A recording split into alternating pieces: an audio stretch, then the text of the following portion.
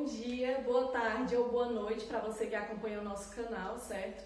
E hoje nós estamos aqui para mais uma aula de Química Inorgânica, cujo tema é ácidos e bases de arrênios. Mas antes de entrar na parte científica, vamos entender o que são esses ácidos e essas bases e se eles estão presentes no nosso cotidiano, né?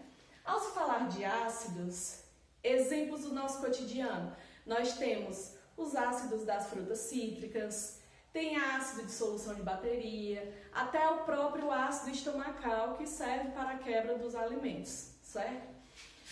E bases. Bases, não se engane por esse nome parecer um nome brando, certo? Bases, nós temos bases bastante fortes também, que são corrosivas, assim como os ácidos, que é o que nós vamos falar um pouco hoje, certo? Mas vindo aqui para a nossa primeira parte, né, entendendo o que são esses ácidos de arrênios. Os ácidos de arrênios, eles são compostos covalentes. Para você relembrar o que é essa questão de covalente, covalente, também conhecido como molecular, certo? São substâncias em que não há a perda e ganho de elétrons, mas apenas o compartilhamento, certo? Então, como os ácidos são compostos covalentes, eles não podem sofrer dissociação, que é apenas uma separação desses íons, mas eles vão sofrer um processo de ionização, certo? Que são essas cargas que serão formadas no decorrer da reação. E tudo isso vai acontecer em meio aquoso, onde nessa ionização haverá a formação do cátion hidrônio, certo? Quem que é esse hidrônio? É o H3O+. Coloquei dois exemplos aqui para vocês entenderem um pouquinho essa questão do processo de ionização do ácido. No primeiro exemplo, nós temos o ácido clorídrico, certo? Aquele ácido estomacal que eu tinha falado no início, né? Para a quebra ou metabolização dos alimentos que nós consumimos. E ele é um ácido, você já pode justamente visualizar pelo quê? Pela presença desse hidrogêniozinho bem na frente aqui, esse hidrogênio ionizável, certo? Aqui, esse ácido tem a presença de água e aqui vamos entender qual é o processo reacional que acontece. Na questão aqui desse ácido, quem vai sair para formar o íon hidrônio vai ser o hidrogênio. Ele sai para se juntar com a molécula de água, certo? Mas ele vai sair na forma desse próton H+, certo? Como é o hidrogênio que vai sair dele, ao se juntar com a molécula de água, ele vai se juntar a quem é igual a ele, ou seja, ele vai se juntar aos hidrogênios. Então, se eu tinha H2O, com mais um hidrogênio que vai entrar na molécula, eu vou ter H3O+. Esse mais é justamente aqui do próton que está saindo, certo? Mas a minha reação não terminou. Então, se do ácido sai esse hidrogênio aqui ionizável, quem é que está sobrando? Cl-. Para você saber se isso daqui está correto, ó, se tem a carga positiva, aqui tem que ter um negativo, que é justamente para neutralizar a reação, tá bom? Esse é um exemplo que acontece em apenas uma etapa, porque esse ácido é um ácido forte. Para você saber se ele é um ácido forte, fraco ou moderado, para isso você teria que fazer um cálculo, certo? Mas se você tiver a molécula, ela já lhe dá uma pequena sugestão, porque, por exemplo, nesse ácido eu só tenho um hidrogênio, então ele é um tipo de ácido forte, já que a reação acontece em apenas uma etapa. Aqui, no meu segundo exemplo, ele é um ácido semiforte ou considerado como moderado. Como você vai saber disso? Pelo total de hidrogênios ionizáveis. Diferente do primeiro exemplo, agora tem 3 hidrogênios ionizáveis.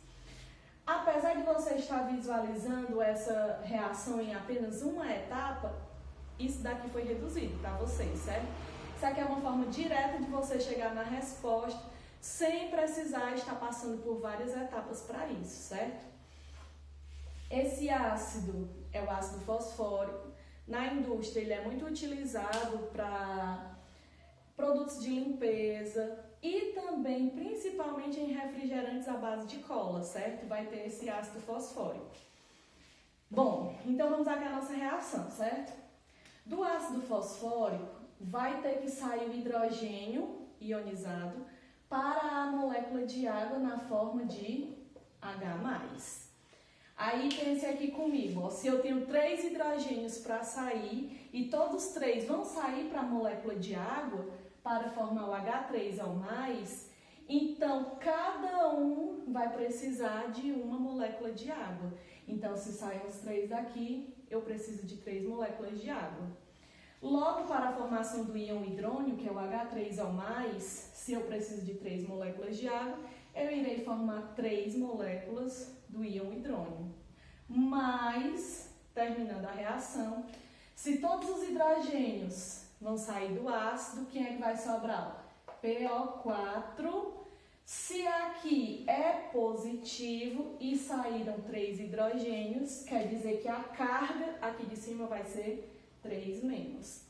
Para você não confundir e saber se as suas cargas estão corretas, basta conferir o balanceamento. Se o balanceamento dos átomos e das cargas estiver ok, então quer dizer que a sua questão está certa. Vamos aqui, ó. Se eu for conferir os hidrogênios, 3 vezes 2, 6, com 3, 9. Isso no reagente, no produto também tem que ter 9. Ó. 3 vezes 3, 9 hidrogênios. Oxigênio, se você juntar daqui, ó, 4 com mais 3 vezes 1, 3, aqui dá 7 oxigênios. E aqui você tem, ó, 3 oxigênios com mais 4, 7. Um fósforo e conferindo as cargas. Se não possui nenhuma carga aqui em cima, é porque é 0. Então, aqui, ó, 3 vezes 1 positivo dá 3 positivo. Com 3 negativo, dá 0. Então, aguarda aí um pouquinho que agora eu vou falar sobre bases, certo? Só o tempo de apagar aqui o quadro para a gente continuar.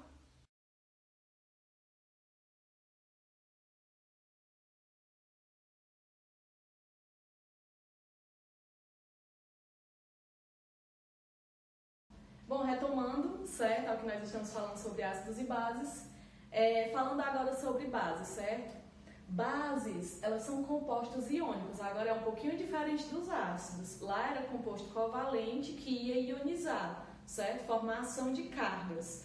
Aqui, nas bases, eles são compostos iônicos e ao invés de sofrer a ionização, como esses íons eles já são reais, aqui ela vai sofrer uma dissociação, ou seja, vai separar. Tudo isso em meio aquoso e agora o que vai liberar vai ser esse íon OH-, também conhecido como hidroxila. Coloquei 2 exemplos aqui para vocês. O primeiro exemplo, pegando a deixa um pouquinho do ácido tendo características como forte, quanto menos hidrogênios ionizáveis ele tiver. Aqui na base, quanto menos hidroxilas ela tiver, também será uma base forte. Essa primeira base colocada aqui é o hidróxido de sódio, também conhecido como soda cáustica, que serve aí para a produção de sabão, seja sabão em barra, seja sabão líquido, certo? Para desentupimento de pias e banheiros. Como que é o processo de dissociação aqui? Aqui a molécula de água foi colocada em cima da seta apenas para você saber que a dissociação está ocorrendo em água. Não precisa colocar propriamente dita aqui no reagente para também não tornar muito confusa a reação. Como no processo de dissociação é apenas para separar, quem vai sair aqui da base é o íon hidroxila, ou seja, na forma de OH-, certo? Então tá aqui, ó. Ao sair esse íon hidroxila, o que é que está sobrando daqui, ó? O sódio, certo? Então, se aqui é negativo, aqui tem que ser positivo, justamente para neutralizar. E pronto, uma reação que acontece em apenas uma etapa, uma reação bastante rápida, certo? Em meio aquoso. Exemplo 2, nós temos o hidróxido de magnésio, também conhecido na indústria como leite de magnésia, é utilizado para quem está com queimação, ou seja, azia, e também como laxante, certo? Aqui, agora eu possuo 2 hidroxilas que vão ser dissociadas, mas sempre ela precisa sair na forma de OH-. Se são 2 hidroxilas que vão sair, então você vai colocar esse 2 aqui na frente, certo? Coeficiente indicando que foram as 2 hidroxilas que saíram. Mas, se as 2 saírem, quem é que sobra? Só o magnésio. Mg. Por que tem que ser 2 mais? Lembra da regra? Se aqui é 2 menos, então aqui precisa ser 2 mais. E outra evidência também, magnésio é lá da família 2 da tabela periódica, então ele precisa perder 2 elétrons. Assim como o sódio, sendo da família 1 da tabela periódica, sua característica é de perder 1 elétron, certo? Então é isso, eu espero que vocês tenham compreendido. Qualquer dúvida que vocês tenham sobre o assunto, deixe aí nos comentários, né? E em breve teremos mais conteúdos sobre ácidos para vocês. Forte abraço!